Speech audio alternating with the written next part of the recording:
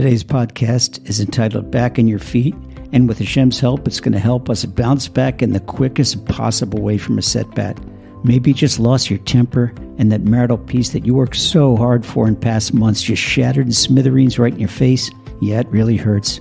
Maybe you just received a letter of termination from your employer, or a rejection letter from the school or job of your choice, or maybe you simply flunked your driving exam. Whatever it is, you're normal. We all hurt all over from a setback, and that's natural and expected. Remember, we're flesh and blood.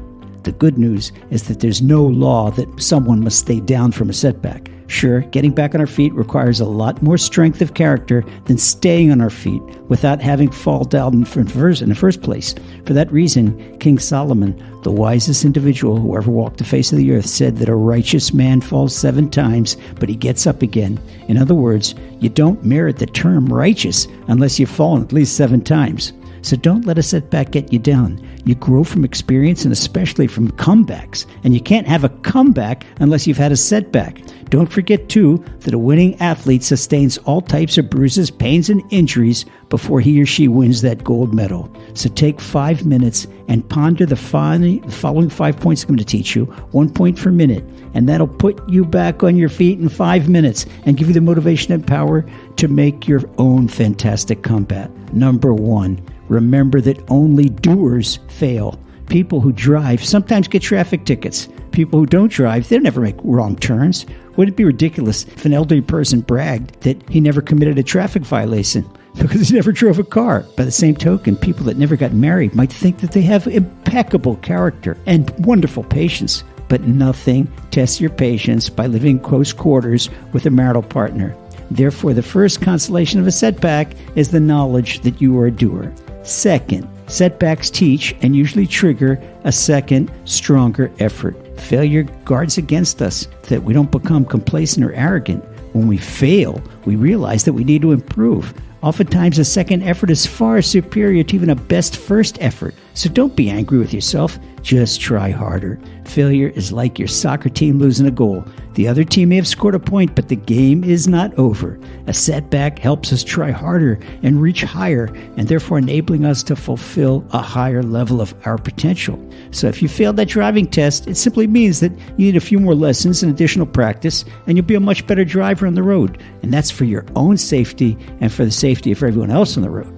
3, setbacks strengthen emunah. Don't ever forget that. If we were constantly successful, we'd probably walk around with our noses in the air. Then we'd be ugly, heaven forbid, because few things are uglier than arrogance. The Creator loves humility, and He wants us to realize that He is the source of our setbacks and comebacks, failures and successes.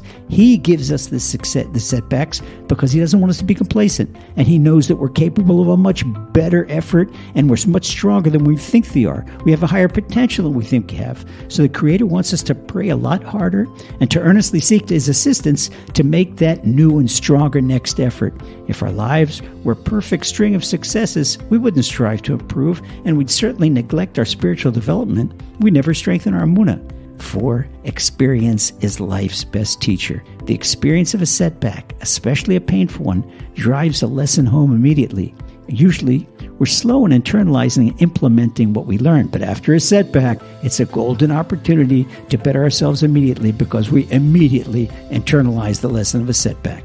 5, small-scale setbacks assure large-scale success. Would you prefer, if you're an actor on a stage, to forget a line in rehearsal or on stage in the middle of the performance? Well, failure in rehearsal assures a better performance on stage, since the actor makes a special effort to polish the rough edges of his or her performance. Well, sometimes small failures are none other than preparations for large successes.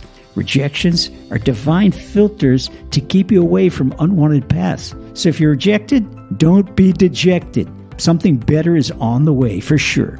Therefore, don't ever despair when you have a setback. Try harder, ask the Creator for help, and then be positive, and you'll do much better than the next time.